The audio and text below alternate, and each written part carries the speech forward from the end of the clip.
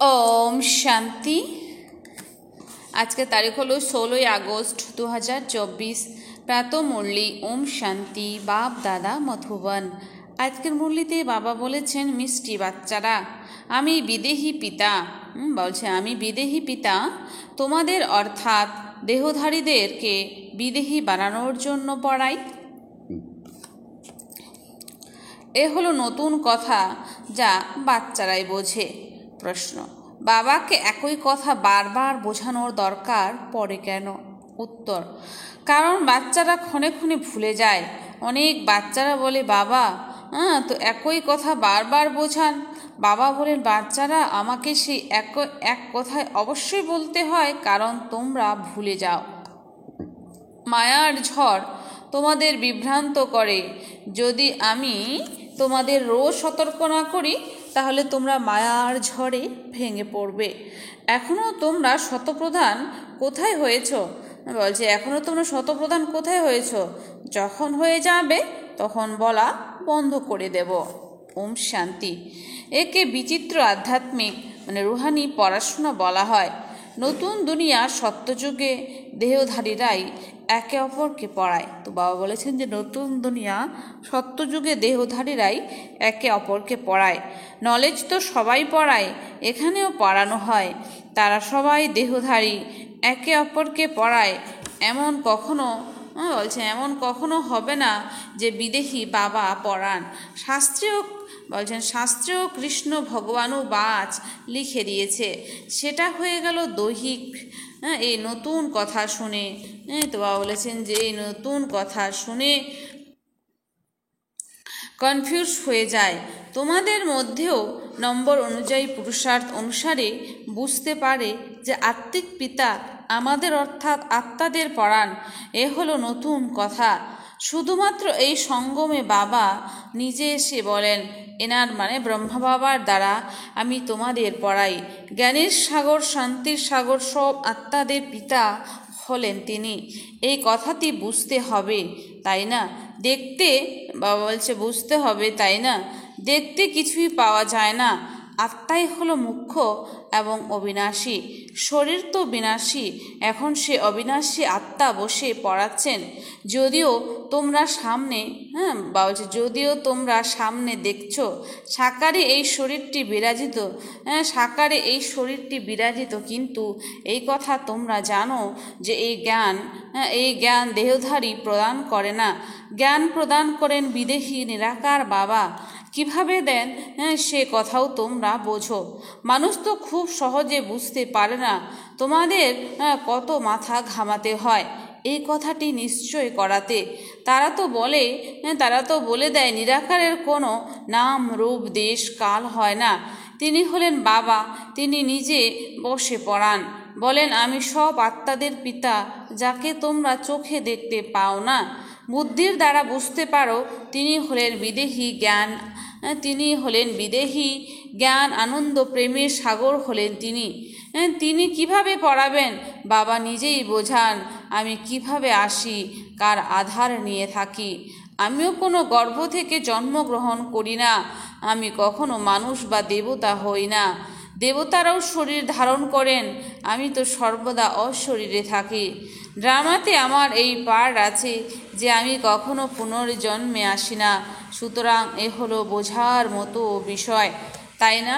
দেখতে পাওয়া যায় না।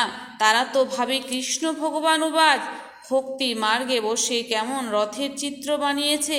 বাবা বলেন, বাচ্চারা, তোমরা কনফিউজ হও না তো। যদি কিছু বুঝতে না পারো তো বাবার কাছে এসে বোঝো। এমনিতে তো তোমাদের জিজ্ঞেস করা ছাড়াই বাবা তোমাদেরকে সব কিছু বুঝিয়ে দেন। তোমাদের কিছুই তো বাবা বলেছেন যে তোমাদের কিছুই জিজ্ঞাসা করার দরকার নেই। আমি এই পুরুষোত্তম সঙ্গম যুগেই অবতরিত হই। আমার জন্ম হলো ওয়ান্ডারফুল। বাচ্চারা, তোমাদেরও বিস্ময় অনুভব হয় যে তিনি কত বিরাট পরীক্ষা পাশ করিয়ে দেন। সবচেয়ে বড় বিশ্বের মালিক করার জন্য পাঠ পড়ান। ওয়ান্ডারফুল কথা, তাই না? হে আত্মারা, প্রতি 5000 বছর পরে আমি তোমাদের সার্ভিস করতে আসি। তিনি আত্মাদের পড়ান তাই না? প্রত্যেক কল্পে কল্পে কল্পের সঙ্গম যুগে তোমাদের সেবায় আসি। অর্ধকল্প তোমরা আহ্বান করেছ, হে বাবা, হে পতিত পাবন এসো। কৃষ্ণকে কেউ পতিত পাবন বলে না, পতিত পাবন পরম পিতা পরমাত্মাকে বলা হয়। অতএব বাবাকেও আসতে হবে পতিতদের পবিত্র করতে। তাই বলা হয় অকাল মূর্ত সত্য বাবা, অকাল মূর্ত সত্য টিচার, অকাল মূরত সদ্গুরু। শিখদেরও খুব ভালো স্লোগান আছে, কিন্তু যারা এই কথা জানে না যে অকাল মূরত কখন আসে, এই রূপ গায়নও আছে। মানুষ থেকে দেবতা করতে বেশি সময় লাগে না। তিনি কবে এসে মানুষকে দেবতা করেন? তিনি হলেন সকলের সদ্গতি দাতা। এই কথা তো পাক্কা নিশ্চয় থাকা উচিত। তিনি এসে কি বলেন? শুধু বলেন মন মনা ভব। তো বাবা এসে কি বলছেন? শুধু বলেন কি মন মনা ভব। তার অর্থ বোঝান, অন্য কি অর্থ বোঝান না। তোমাদের সদ্গুরু অকাল মূরত বসে বোঝাচ্ছেন ব্রহ্মার শরীর দ্বারা যে নিজেকে আত্মা নিশ্চয় করো। অতএব এই কথা বোঝো, এই কথা বোঝা উচিত। বিশ্বের মালিক করতে বাবাকে আসতে হয়। বাচ্চারা তোমাদের সেবায় তিনি বোঝান, হে আত্মারা, হে আত্মারূপী রুহানি বাচ্চারা, তোমরা শতপ্রধান ছিলে, তারপরে তমপ্রধান হয়েছ। এই সৃষ্টি তমপ্রধান হয়েছ, এই সৃষ্টি চক্রটি পরিক্রমা করে, তাই না? পবিত্র দুনিয়া এই দেবতাদের ছিল, তারা কোথায়? এই কথা কারো জানা নেই, সবাই কনফিউজ। বাবা এসে তোমাদের বুদ্ধিমান করেন। বাচ্চারা, আমি একবারই আসি পবিত্র দুনিয়ায়, আমি কেনই বা আসবো? সেখানে তো কাল আসতে পারবে না। বাবা তো হলেন কালের কাল, মহাকাল। সত্যযুগে আসার দরকার নেই। সেখানে কালও আসে না, তো মহাকালও আসে না। তিনি এসে সব আত্মাদের ফিরিয়ে নিয়ে যান। খুশি মনে ফিরে যাও তো না, ফিরে যাও তো, তাই না? হ্যাঁ বাবা, আমরা খুশি মনে ফিরে যাওয়ার জন্যে তৈরি। তাই তো আপনাকে আহ্বান করা হয়েছে, এই পতিত দুনিয়া থেকে পবিত্র দুনিয়ায় নিয়ে চলো ভায়া শান্তিধাম। এইসব কথা ক্ষণে ক্ষণে ভুলে যেও না। কিন্তু মায়া শত্রু দাঁড়িয়ে আছে, ক্ষণে ক্ষণে ভুলিয়ে দেয় আমি মাস্টার সর্বশক্তিমান। তো মায়াও হলো শক্তিমান। মায়াও অর্ধকল্প তোমাদের উপরে রাজত্ব করে ভুলিয়ে দেয়। তাই রোজ বাবাকে বোঝাতে হয়। রোজ সজাগ না করলে মায়া খুব ক্ষতি করে দেবে। যদি বাবা রোজ না বোঝায় তাহলে মায়া কিন্তু খুব ক্ষতি করে দেবে। খেলা হলো পবিত্র ও অপবিত্রতার। এখন বাবা বলেন, নিজের আচার আচরণ সঠিক করতে হলে পবিত্র হও। কাম বিকার নিয়ে কত ঝগড়া হয়। বাবা বলেন, এখন তোমরা জ্ঞানের তৃতীয় নেত্র প্রাপ্ত করেছ, তাই আত্মাকেই দেখো, এই দৈহিক নেত্র দ্বারা দেখো না। আমরা সব আত্মারা হলাম ভাই ভাই। বিকারগ্রস্ত হব কিভাবে? আমরা অশরীরে এসেছিলাম, আবার অশরীরী হয়ে ফিরে যেতে হবে। আত্মা শতপ্রধান এসেছিল, শতপ্রধান হয়ে ফিরে যেতে হবে সুইট হোম। মুখ্য হলই পবিত্রতার কথা।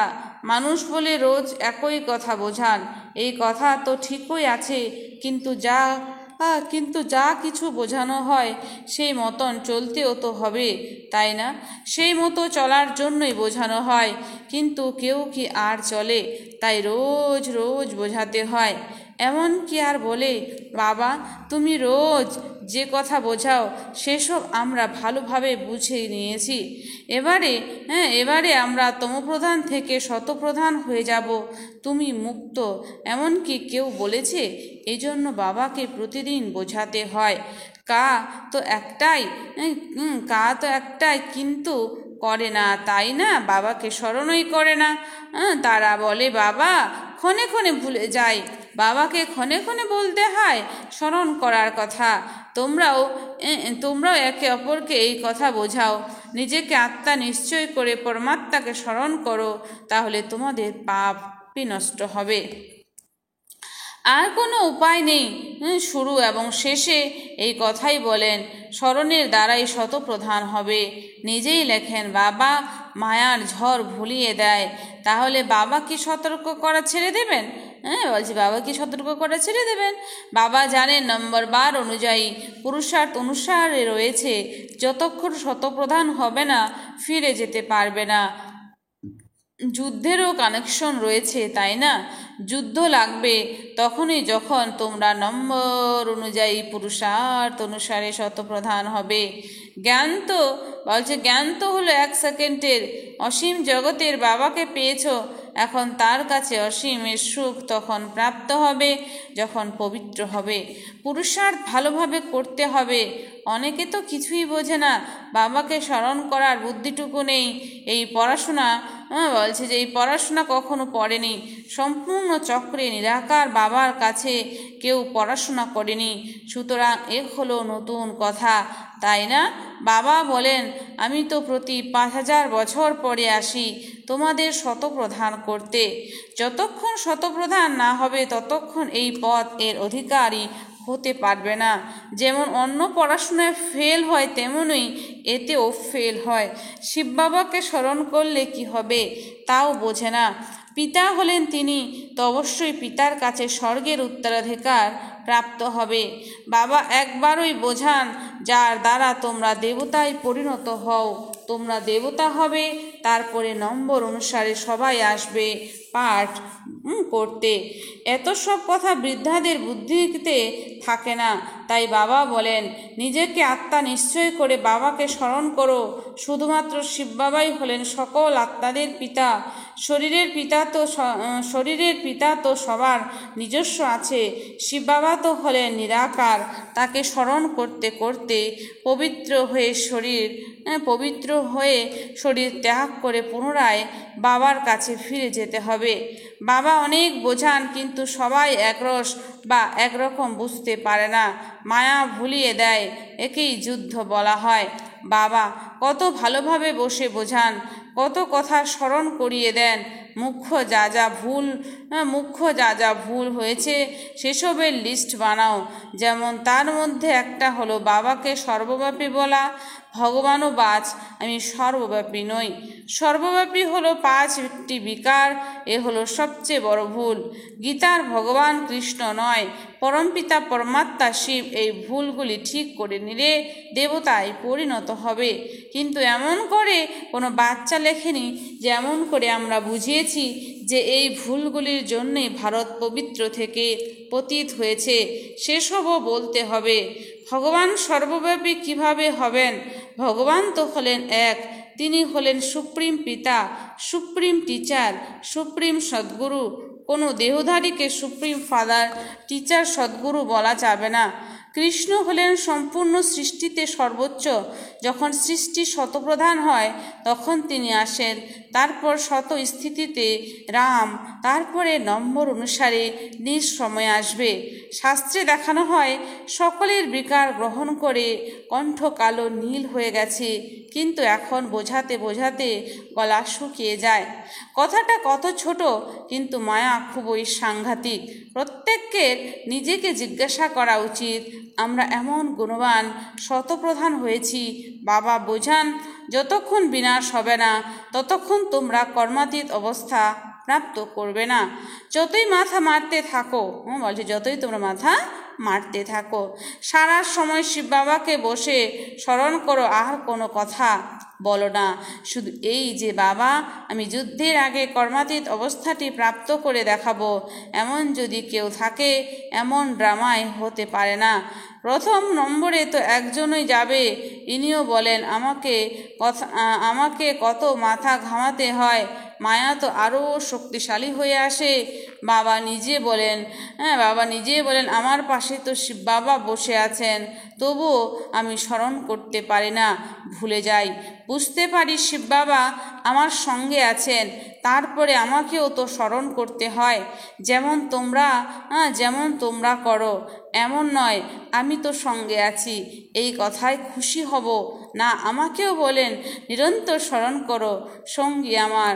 তুমি তো শক্তিশালী, তোমার সামনে মায়ার ঝড় আরও বেশি আসবে। তা না হলে বাচ্চাদের বোঝাবে কিভাবে? এই সব ঝড় তোমার কাছে তো আসবেই। আমি শিব বাবার কাছে এত বসেও কর্মাতীত অবস্থা প্রাপ্ত করতে না পারলে অন্য আর কে করবে? এই লক্ষ্য খুব উঁচু।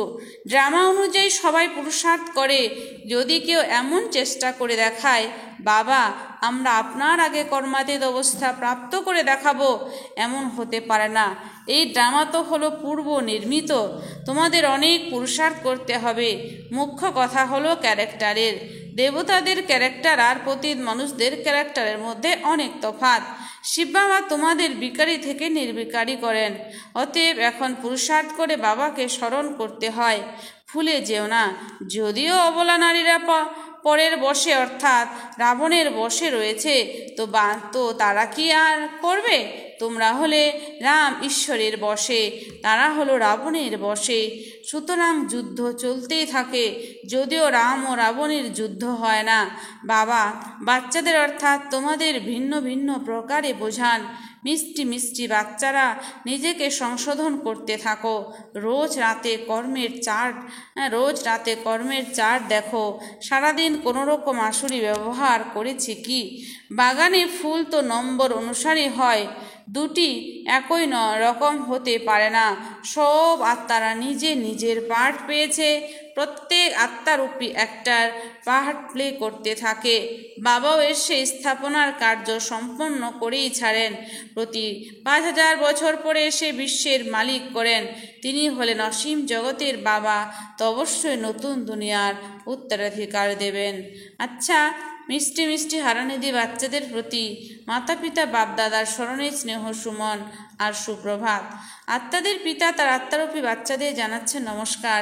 আমরা সমস্ত আত্মারূপী বাচ্চারা জানাই মাতা পিতা বাপদাদাকে স্নেহ সুমন আর নমস্কার।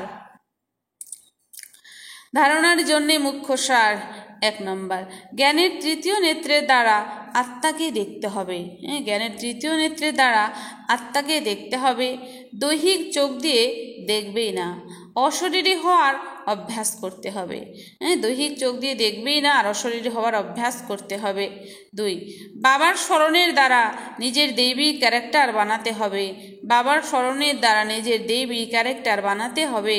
নিজেকে জিজ্ঞাসা করতে হবে, আমি কতখানি গুণবান হয়েছি? আমি সারাদিনে আসুরি আচরণ করিনি তো? বরদান, সদা কেয়ারফুল থেকে মায়া রয়্যাল রূপের ছায়া থেকে সেফ থাকা মায়া প্রুফ ভব। সদা কেয়ারফুল থেকে মায়া রয়্যাল রূপের ছায়া থেকে সেফ থাকা মায়া প্রুফ ভব। বর্তমান সময়ে মায়া রিয়েল বোধকে, অনুভবের শক্তিকে অদৃশ্য করে দিয়ে রংকে রাইট অনুভব করায়। বর্তমান সময়ে মায়া রিয়েল বোধকে, অনুভবের শক্তিকে অদৃশ্য করে দিয়ে রংকে রাইট অনুভব করায়। যেরকম কেউ জাদু মন্ত্র করে তো পরবশ হয়ে যায়, সেরকম রয়্যাল মায়া রিয়েলকে বুঝতে দেয় না। সেই জন্য বাপদাদা অ্যাটেনশনকে ডবল আন্ডারলাইন করাচ্ছেন। এমন কেয়ারফুল থাকো যে মায়ার ছায়া থেকে সেফ থেকে মায়া প্রুফ হয়ে যাও। বিশেষ মন বুদ্ধিকে বাবার ছত্র ছায়ায় নিয়ে এসো। তো বলছে বিশেষ মন বুদ্ধিকে বাবার ছত্র ছায়ায় নিয়ে এসো। স্লোগান, যারা সহযোগী তাদের দেখে অন্যদেরও যোগ সহজেই লেগে যায়। যারা সহযোগী তাদের দেখে অন্যদেরও যোগ সহজেই লেগে যায়। আচ্ছা, ওম শান্তি। ধন্যবাদ বাবা আজকের এই সুন্দর মিষ্টি মুরলির জন্য।